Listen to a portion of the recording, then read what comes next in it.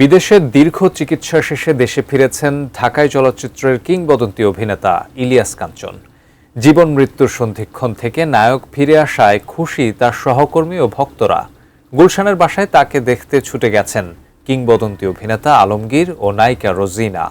অসুস্থতার মধ্যেও দুই গুণী শিল্পীর সঙ্গে ইলিয়াস কাঞ্চনের এই সাক্ষাৎ হয়ে উঠেছে আবেগঘন। জানা গেছে তার স্বাস্থ্যের বর্তমান অবস্থা। শাহাদাত রিফাতের রিপোর্টে বিস্তারিত। বাংলা চলচ্চিত্রের এক উজ্জ্বল নক্ষত্র ইলিয়াস কাঞ্চন 4 দশকেরও বেশি সময় ধরে অসংখ্য ব্যবসা সফল ও দর্শকপ্রিয় সিনেমায় অভিনয় করে তিনি জায়গা করে নিয়েছেন কোটি দর্শকের হৃদয়ে। অভিনয়ের গণ্ডি পেরিয়ে নিরাপদ সড়ক আন্দোলনের একজন অগ্রণী কণ্ঠ হিসেবেও পরিচিত এই বরেণ্য অভিনেতা।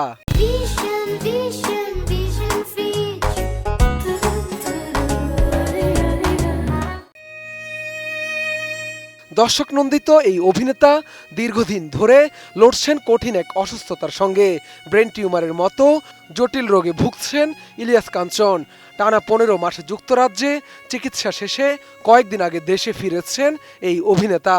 বিমানবন্দরে পা রেখেই তার মুখে দেশবাসীর কাছে দোয়ার আকুতি। সবার উদ্দেশ্য যেটা বলা সেটা সবার দোয়া চায় এবং আমার দোয়া তাদের জন্য রইল। জীবন মৃত্যুর সন্ধিক্ষণ থেকে নায়ক ফিরে আসায় খুশি তার সহকর্মী ও ভক্তরা। খোঁজ খবর নিতে তার গুলশানের বাসায় ছুটে যান ঢাকাই সিনেমার 80 ও 90 দশকের জনপ্রিয় অভিনেত্রী রোজিনা। দ্রুত সুস্থতা কামনা ও দোয়া চেয়ে তিনি জানান কাঞ্চন এখনও পুরোপুরি সুস্থ হয়নি। আগামী 12 আগস্ট চিকিৎসকদের পরামর্শ অনুযায়ী আবারও লন্ডনে যাবেন এই অভিনেতা। এছাড়া দেশে ফিরেই ইলিয়াস কাঞ্চন পেয়েছেন দীর্ঘদিনের সহকর্মী ও বন্ধু কিংবদন্তি অভিনেতা আলমগীরের আন্তরিক সঙ্গ।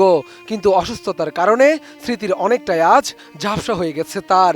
দুই কিংবদন্তির সেই আবেগঘন সাক্ষাতে ইলিয়াস কাঞ্চনের বর্তমান শারীরিক অবস্থা এবং তার চিকিৎসার সর্বশেষ পরিস্থিতি জানা গেছে। কাঞ্চনের গুলশানের বাসা গিয়ে প্রায় 2 ঘন্টা কথা বলেছেন আলমগীর। বিষয়টি গণমাধ্যমকে জানিয়েছেন ইলিয়াস কাঞ্চনের ঘনিষ্ঠজন লিটন এরশাদ। তিনি জানান চলচ্চিত্রের বাইরেও আলমগীর ও ইলিয়াস কাঞ্চনের মধ্যে দীর্ঘদিন ধরে সুসম্পর্ক রয়েছে। আড্ডায় তারা পরস্পরের স্বাস্থ্যগত বিষয়গুলো নিয়ে কথা বলেছেন, একজন আরেকজনের খোঁজ নিয়েছেন।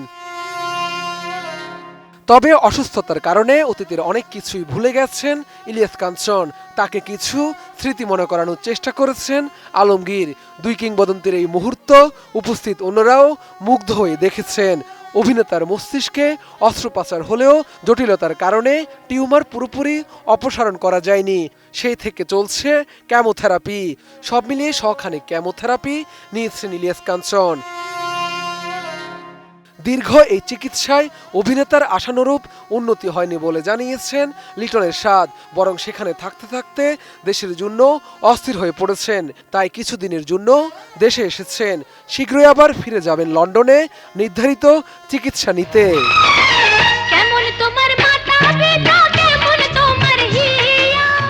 Rifat, ATN news, Dhaka.